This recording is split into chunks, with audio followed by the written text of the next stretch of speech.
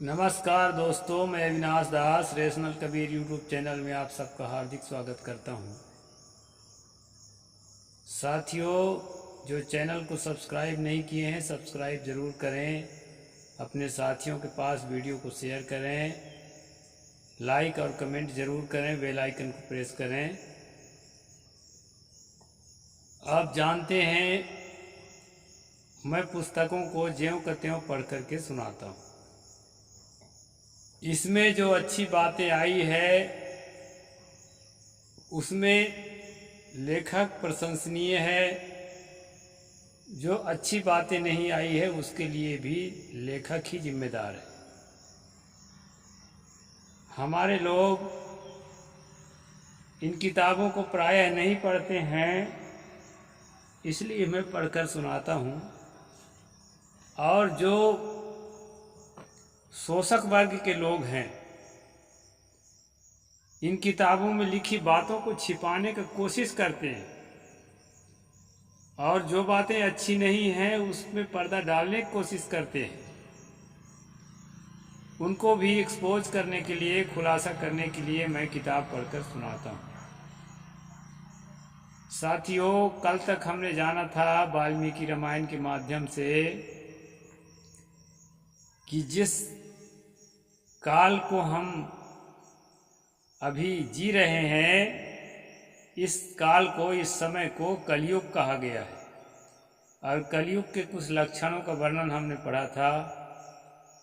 कलयुग में पाप होता है, कलयुग में जो भी होता है बुरा होता है, कलयुग के लोगों की क्षमता कम होती है, कलयुग के मन के लोगों के मन में मलिनता कारुष्य से भरा होता है, इत्यादि बातें हमने अभी तक जाना है। और उस कलयुग में स्त्रियों की दशा पढ़े थे कि स्त्रियों की क्या स्थिति होती है, उनकी मानसिक स्थिति कितना कलुषित भावना से वो पीड़ित होती हैं। और उससे उबरने के लिए राम का सुमिरन करना, राम का चिंतन करना और रामायण कथा का पाठ करना, ये बात हमने पिछले एपिसोड में जाना है। अब अगले एपिसोड में क्या है दोस्तों, कुछ श्लोकों को छोड़कर चलता हूँ, क्योंकि एक ही बात को बहुत लंबे समय से रिपीट करने से वो ठीक नहीं रहता। आगे क्या है उसको मैं आपके सामने रख रहा हूँ दोस्तों। हम चलते हैं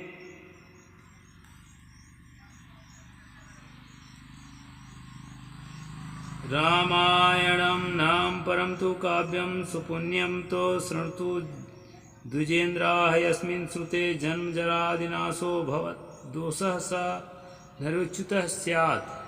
27 नंबर श्लोक। ये जो है ना, अभी बालकांड शुरू नहीं हुआ है, ये महात्म्य चल रहा है।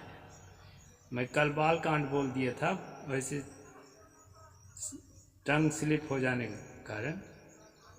यहाँ कहते हैं, आप लोग रामायण नामक परम पुण्यदायक उत्तम काव्य श्रवण करें, जिसके सुनने से जरा जन्म मृत्यु का भय नाश हो जाता है। यहाँ तक हम कल पढ़ चुके थे और ये मैं बताया था कि मृत्यु जो है निश्चित है, बुढ़ापा निश्चित है, अगर जवानी में नहीं मर गए तो, और मृत्यु तो निश्चित है। ये इन चीज़ों का नाश न तो रामायण के पढ़ने से होगा, न महाभारत के पढ़ने से होगा, न वेद पुराण के पढ़ने से होगा, न किसी दूसरे धर्म की किताबों को पढ़ने से होगा। जीवन है तो दुख, मुसीबत, परेशानी, बुढ़ापा, मृत्यु, ये सब जीवन में आते हैं दोस्तों।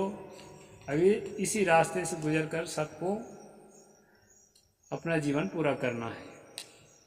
इस प्रकार हमने यहाँ तक देखा था। अब आगे देखते हैं कि आगे और क्या कह रहे हैं लेखक। एक चीज और हम कल देखे थे कि ब्रह्मा, विष्णु और शिव ये राम के ही अंग हैं, राम के करने से ये होते हैं, ये अपने आप में स्वतंत्र सत्ता नहीं है। ये बात जो है आदमी के मन को कंसंट्रेट करने के लिए और पूरे लोगों को पोलराइज करने के लिए, ध्रुवीकरण करने के लिए, ये व्यक्ति पूजा अर्थात व्यक्ति विशेष में उसकी श्रद्धा को एकनिष्ठ करना, ये कला लेखकों को अच्छी तरह आती है दोस्तों, खासकर धर्म ग्रंथों के लेखकों को। तो इस बात को हम कल देखे थे।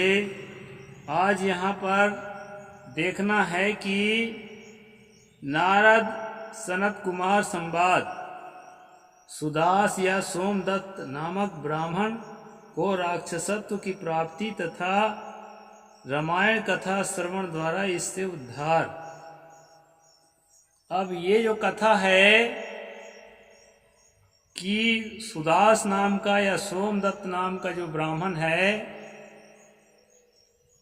वो राक्षस बन गया था।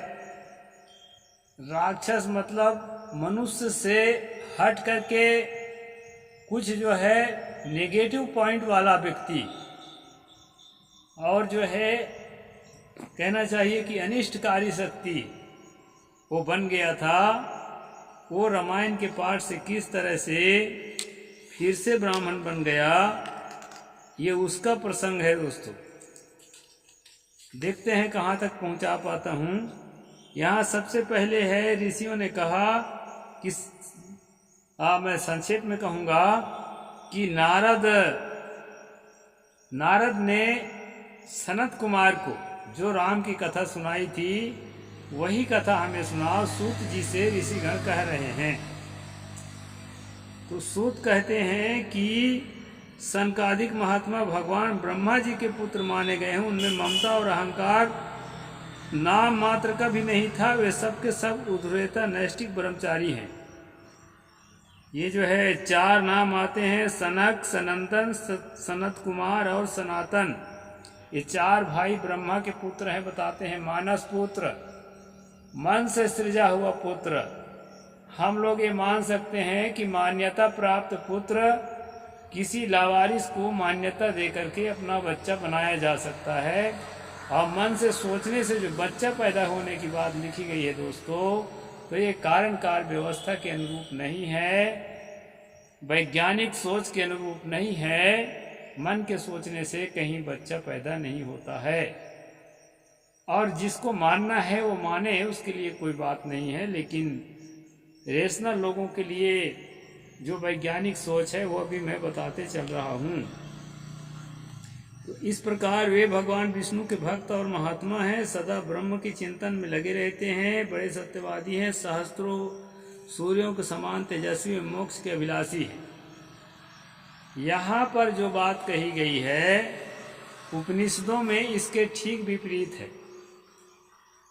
विपरीत ये है कि सनत कुमार जो है एक बहुत बड़े ब्रह्मज्ञानी हैं उपनिषदों के हिसाब से, और नारद उसके शरण में ब्रह्मज्ञान की अभिलाषा रख करके, जिज्ञासा रख करके जाता है।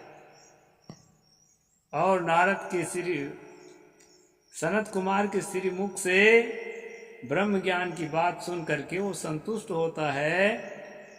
इस प्रकार से यहाँ पर उल्टा है दोस्तों। यहाँ नारद के शरण में सनत कुमार ही जाते हैं। ये कंट्रोवर्सी है और प्रायः ऐसा हिंदू धर्म ग्रंथों में पाया जाता है, क्योंकि एकरूपता नहीं है किताबों में। यह बात मैं आपको यहाँ पर बता देता हूँ। महातेजस्वी ब्रह्मपुत्र सनकादिक ब्रह्मा जी के सभा देखने के लिए मेरु पर्वत से शिखर पर आए। वहाँ भगवान विष्णु के चरणों से प्रकट हुई परम पुण्यमयी गंगा नदी, जिन्हें सीता भी कहते हैं, बह रही थी। उसका दर्शन करके वे तेजस्वी महात्मा उनके जल में स्नान करने उद्यत हुए। यहाँ पर गंगा नदी का नाम सीता, ऐसा इन्होंने माना है। और ये माना है कि भगवान के चरण से वो पैदा हुई। यहाँ एक कंट्रोवर्सी और है दोस्तों। भगवान के चरण से मनुस्मृति के अनुसार और ऋग्वेद के अनुसार शूद्र भी पैदा हुआ है। जिसको ओबीसी कहते हैं वो, और जिसको SC ST कहते हैं वो अंत्यज अछूत। अब कंट्रोवर्सी ये है कि गंगा उसी चरण से पैदा होने के बाद दूसरों को पवित्र करने वाली हो गई, और शूद्र उसी चरण से पैदा होने के बाद दूसरों को अपवित्र करने वाला हो गया है। शूद्र के छूने से आदमी अपवित्र हो रहा है, और गंगा के छूने से आदमी पवित्र हो रहा। ये है किताबों का दोहरा चरित्र। और वो गंगा महाभारत में अगर देखेंगे तो वो अपने बच्चों को खाने वाली है, अपने बच्चों को पैदा कर करके खा जाती है। तो इस तरह से दोस्तों अगर कर्म के अनुसार उसकी पवित्रता मानी जाए तो वह बात भी कथा के अनुसार समझ में नहीं आती है। तो ये बात आपको समझते हुए चलना पड़ेगा। यहाँ बताया है कि गंगा परमात्मा के चरण से उत्पन्न हुई थी और वह जो है लोक पावनी गंगा स्तुति करते वहाँ आए। ये जो ऋषिगण हैं नारद और ये क्या नाम के आपके सनत कुमार, ये सब की बात है। अथायांत समुद्दीक्षि सनकाद्या महाजसा यथार्थ हर्षमणम चक्रवंदे सोपितान मुनि। उन्हें आते देख महातेजस्वी सनकादि मुनियों ने उनका यथोचित पूजा की तथा नारद जी ने भी उनको मुनियों को मस्तक झुकाया। यहाँ पर नारद की पूजा सनत कुमार कर रहे हैं।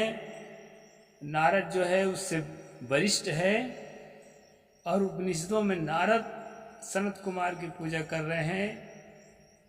सनत कुमार वरिष्ठ हैं और साथ साथ बड़े विद्वान हैं। इस तरह से ये बात मैं आपको बता दिया। आगे कहते हैं दोस्तों, अथ तत्र सभा मध्ये नारायण परायणम सनत कुमार प्रोवास नारदम मुनिपुंगवम।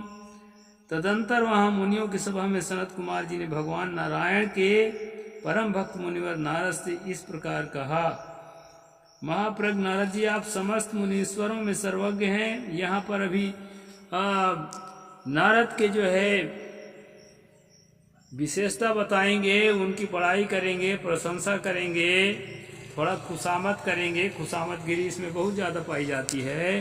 मैं पूछता हूँ, समस्त चराचर जगत की उत्पत्ति हुई तो गंगा जिनके चरणों से प्रकट हुई, उस श्री हरि स्वरूप का ज्ञान कैसे होता है? यदि आप हम लोगों को कृपा करें तो हमारे प्रश्न का यथार्थ रूप से विवेचन कीजिए। जो लोग श्री राम को एक मनुष्य की तरह देखते हैं, उनको लगता है कि हो सकता है कोई हुए हों एक मनुष्य की तरह, हम लोगों की तरह ज़्यादा प्रतिभाशाली, ज़्यादा उपकारी, ज़्यादा लोकोपकार करने वाले और ज़्यादा जनता की भलाई करने वाले और सच्चे दिल के रहे हों, इसलिए ज़्यादा फेमस हो गए, वो कोई मनुष्य ही हो सकते हैं। ऐसा जो लोग सोचते हैं दोस्तों, उनके मन में यह बात डालने के लिए प्रसंग कहा जाता है कि वो श्री हरि हैं। उनके स्वरूप को ज्ञान किसी महात्मा से जाना जाए, किसी बड़े ऋषि मुनि से जाना जाए और वो जो बताएं उसको माना जाए, तब हमें समझ में आएगा कि श्री राम कौन थे। इसी तरह जो है दोस्तों ये प्रोजेक्ट बनाया जाता है।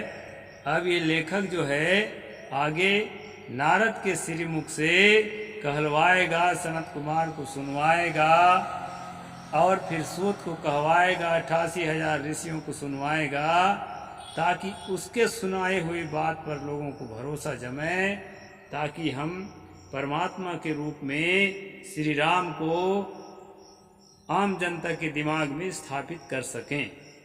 इस प्रकार से यहाँ पर जो है लेखक अपना